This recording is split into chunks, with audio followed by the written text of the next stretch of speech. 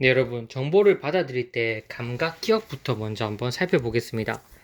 환경에서 우리가 환경이라고 하는 건 외부에서 우리에게 주는 자극이 주어지는 그런 외부 환경을 얘기하는 겁니다. 그런 환경에서 감각 기관을 통해서 들어온 정보가 아주 잠시 저장되는 저장고 역할을 하는 게 바로 감각 기억이에요. 우리는 오감을 가지고 있죠.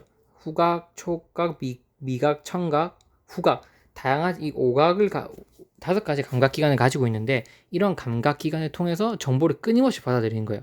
그럼 무수히 많은 정보들이 잠시 아주 일시적으로 무수히 많은 정보들이 우리 머릿속에 머물게 됩니다. 그게 그러한 일시적으로 정보를 살짝 저장하는 역할을 하는 곳이 바로 감각기관이라는 거죠. 그래서 이런 정의 같은 경우에는 반드시 외워주는 게 좋습니다. 채점하기도 매우 용이하고, 그 다음에 이 이론에 대해서 알고 있는지 모르고 있는지 정의를 정확히 정리냐 못 정리냐에 대해서 판단할 수 있거든요. 그래서 정의는 반드시 암기를 하고 계셔야 됩니다. 정보가 더 이상 선택되어 처리되지 않으면 금세 소멸됩니다. 그러니까 우리는 계속 이 오감을 통해서 우리 주위에 있는 환경의 정보를 받아들이다가 별로 내가 필요하지 않는 정보들은 계속 잊혀져서 지나가는 거예요. 그러니까 우리가 그냥 말없이 길을 걸어도 걸어도 아주 피곤하잖아요. 그냥 집에 있는 것보다 밖에서 그냥 말없이 쭉 걷는 게 훨씬 피곤합니다. 왜냐면 알게 모르게 내가 다양한 감각기관을 통해서 무수히 많은 정보들을 계속 끊임없이 받아들이고 있다는 거죠. 하지만 내가 어떠한 주의나 어떠한 이제 집중을 하지 않는다면 그 자극 중에서 그 모든 자극들은 금세 소멸되고 사라지는 겁니다. 시각, 초각, 촉각, 청각, 후각, 미각, 오감을 통해서 입력된 자극들은 마치 스냅샷과 같이 순간적으로 저장하여 매우 짧은 시간 동안 기억하는 것이 바로 감각 기억의 기능이다. 이렇게 볼 수 있습니다. 감각 기억이나 단기 기억은 여러분들이 읽어보시면 이제 감각 기억은 단기 기억과 동의어처럼 사용되기도 하지만 감각기를 통해 입력된 수많은 정보들이 감각 기억을 거쳐 단기 기억으로 전환되기 위해서는 주의 과정이 필요하다 이렇게 볼 수 있죠. 그래서 감각 기억과 단기 기억은 엄연히 구분하면 좀 다르구나 이렇게 얘기할 수 있습니다. 그러니까 감각 기억은 주의를 거치지 않은 상태에서 어떤 정보를 받아들인 기억의 상태라면, 단기 기억은 감각 기억을 통해서 많은 정보를 받아들인 다음에 주의를 내가 한번 기울인 그 이후에 바로 단기 기억이 된다 이렇게 우리가 볼 수 있죠. 즉 많은 정보들이 감각 기억을 통해 1, 4초 정도 저장되지만 그 이후에도 의미와 쓸모가 있을 것이라고 판단되는 기억들만 단기 기억으로 저장되고, 그렇지 않은 것은 소실되는 것이다. 그래서 단기 기억이랑 감각 기억이랑 여러분 헷갈리시면 안 되기 때문에 제가 이 두 개의 정의를 비교해서 보실 수 있도록, 비교 대조해서 보실 수 있도록 여기에 탑재해 놓았습니다. 그러면 오감을 통해서 정보를 받아들이죠. 근데 아까도 말씀드렸지만 우리가 주의를 기울이지 않으면 그 많은 정보들은 다 사라집니다. 그러면 학습을 위해서는 뭐가 필요하다? 특정한 정보에 주의를 잘 기울이는 게 필요하겠죠. 자, 주의에 대해서 이번 시간 이제 다음 배워보도록 하겠습니다. 여기 보시면 그림에도 감각 기억을 통해서 모든 정보를 저장하고 이제 정보를 저장하지 않으면 쇠퇴한다고 되어 있죠. 그 다음에 이제 그 다음 절차가 바로 주의를 기울이는 거예요. 이거는 기억 기간이고 이거는 우리의 인지 과정이라고 볼 수 있는 거예요. 첫 번째 인지 과정이 이제 주의에 우리가 한번 포인트를 두고 살펴보도록 합시다. 주의는 특정한 자극에 관심을 기울이는 과정이다. 주의를 기울이면 감각 기관에서 작업 기억으로 정보가 이동하게 된다. 내가 주의를 기울이게 된다면 어, 그 주의를 기울인 정보는 사라지지 않고 어디로 이동한다? 바로 작업 기억 속으로 이동하게 된다는 거예요. 즉 단기 기억으로 쑥 넘어간다는 겁니다. 주의는 블라인드와 같습니다.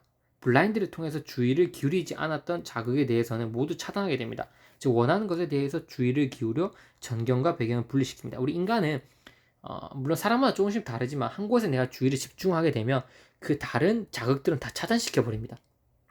칵테일 파티 효과에서 보지 않았습니까?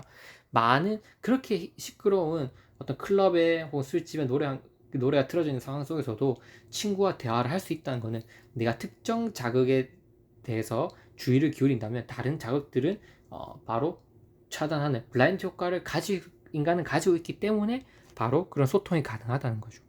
그래서 학생에게 두 가지를 모두 다 요구하면 안 되는 거예요.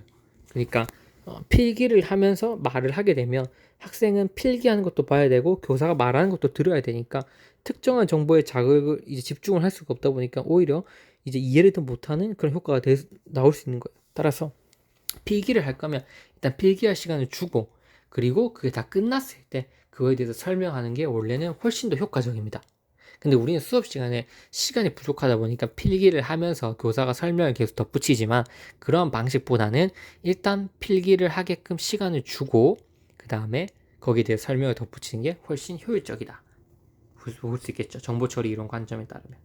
자, 그러면 이 주의나 감각 기억 부분에서 어떤 게 시험에 출제될 수 있냐? 자, 첫 번째. 주의는 용량과 지속성의 한계가 있어서 학생들은 교사의 설명 중 일부만 주의를 기울이고 나머지는 놓치기 쉽다. 그러니까 우리는 모든 자극에 대해서 주의를 기울일 수 없다는 거예요. 블라인드 효과 때문에. 따라서 동시에 여러 가지 집중을 하도록 요구하는 것은 주의하도록 한다. 예를 들어 책도 보면서 PPT 화면에 집중하라고 요구하는 것은 학생을 혼란스럽게 만들 수 있다. 두 가지 자극에 대해서 주의를 요구하는 것은 우리가 지양해야 된다. 이렇게 볼 수 있겠죠. 그리고 주의는 한 자극에서 다른 자극으로 쉽게 옮겨질 수 있다. 우리가 집중을 했다고 해서 거기 계속 그 자극만 보고 인간은 있지 않는다는 거죠. 계속 다른 자극으로 쉽게 옮겨져요. 즉 사람들은 보통 주의를 잃기 쉽다. 교실에서는 주의를 분산시키는 수많은 요소들이 있다. 따라서 주의를 분산할 수 있는 요인들을 사전에 분석하고 차단할 필요가 있다. 그래서 이 주의라고 하는 인지 과정과 관련해서 우리가 교사가 바로 신경 써야 될 전략이나 어떤 부분은 뭐가 있냐 그걸 쓰라고 한다면 이렇게 특정한 두 가지 이상 자극에 집중을 하도록 요구하지 않는 것, 그리고 자극이 쉽게 옮겨질 수 있기 때문에 주의를 분산시킬 수 있는 것을 사전에 차단하는 노력을 하는 것, 이 두 가지로 여러분들이 서술을 해주시면 됩니다. 이 요소가 시험에 나올 수 있는 출제 요소 첫 번째고, 또 다음 요소가 있어요. 그 다음 요소가 뭐냐면 바로 학생들의 주의를 끌기 위한 어떠한 이제 유형, 어떻게 하면 주의를 끌 수 있을까, 그 부분도 시험에 나올 수 있어요. 그거에 대해서 한번 살펴보도록 하겠습니다. 자, 그렇다면 주의를 어떻게 끌 수 있는지 한번 볼게요. 학생들의 주의를 끌기 위해서는 물리적 유형, 흥미 유발 유형, 감정적 유형, 강조 유형, 이 네 가지 유형이 있습니다. 아까 앞에서 봤듯이 교사가 수업을 하기 위해서 뭔가 그 나라 사람의 복장을 입고 들어온다고 하는 것은 흥미 유발적 유형이라고 볼 수 있겠죠. 학생들의 호기심을 자극하여 주의를 집중을 이끌어내는 것이다. 저는 이 부분도 시험에 정말 나올 확률이 높다고 생각해요. 교사로서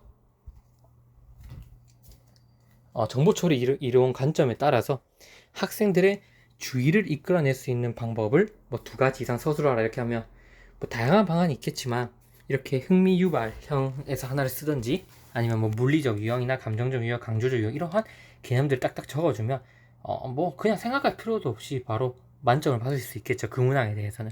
그래서 이렇게 흥미 유발적 유형, 이는 시각적으로도 가능하고 사고를 자극함으로써 가능하다. 예를 들어 수업 시작 전에 선생님이 베이킹소다와 식초가 만나 화산이 폭발하는 것과 같은 실험을 보여주게 함으로써 아이들을 집중시키는 것이다. 이렇게 흥미 유발을 통해서 집중을 시킬 수 있다. 이게 다냐? 아니라는 거예요. 감정적 유형도 있어요. 학생의 이름을 부른다거나 감정과 관련된 단어를 제시하는 것이다. 수업과 직접적 관련이 없다고 하더라도 학생들의 주의를 집중시키는 데 도움이 될 수 있다. 예를 들어 학생에게 너 머리를 잘랐구나, 어제 많이 피곤했니? 철수야 등과 같이 감정적으로 소통하는 것. 즉 그냥 재밌는 걸 계속 보여주는 것도 어떤 주의를 집중시킬 수 있겠지만 매 시간마다 우리가 그렇게 할 수는 없잖아요. 그럼 어떻게 한다? 감정적으로 아이들에게 다가가서 이러한 아이들과 소통하는 그러한 것을 통해서도 충분히 주의를 끌 수 있다. 그 다음 세 번째, 이제 강조를 하는 거죠. 특별한 때에 강조하는 말이나 행동을 하는 것이다. 예를 들어 오늘 배울 내용이 수능 지문에 출제되었다고 말하면서 매우 중요하다고 강조를 하며 아이들을 집중시키는 것, 이것도 중요하고. 자, 마지막으로 물리적 유형 볼게요. 물리적 유형은 교사가 수업 시간에 사용하는 물리적 도구를 이용하여 주의를 집중시키는 겁니다. 예를 들어 수업 시작 전 큰 소리를 낸다든지 뭐 교탁을 친다든지, 그렇게 하는 게 바로 물리적 유형인 거죠. 자, 보다 중요한 것은 어느 한 가지만 사용하기보다 어느 한 가지만 사용하면 이제 물리게 된 거죠. 아이들이 거기 익숙해지게 되기 때문에 주의를 끄는 어떤 자극으로서의 어떤 기능이 조금씩 상실되겠죠. 따라서 여러 유형을 적절하게 사용해서 아이들이 보다 수업에 효과적으로 집중할 수 있도록 만드는 것, 전 매우 필요하다고 생각합니다. 이런 부분들이 이제 열린 답안으로 쓸 수도 있는 거지만 그래도 이렇게 주의를 끌기 위한 유형이 뚜렷하게 정해져 있으니까 각 유형마다 예시를 하나씩 생각하면서 꼭 외워보도록 합시다. 자, 그러면 이까지 하게 되면 우리가 어디까지 했다? 이제 감각 기억이랑 주의 본 거예요. 그 다음에 이제 지각으로 한번 넘어가 보도록 하겠습니다.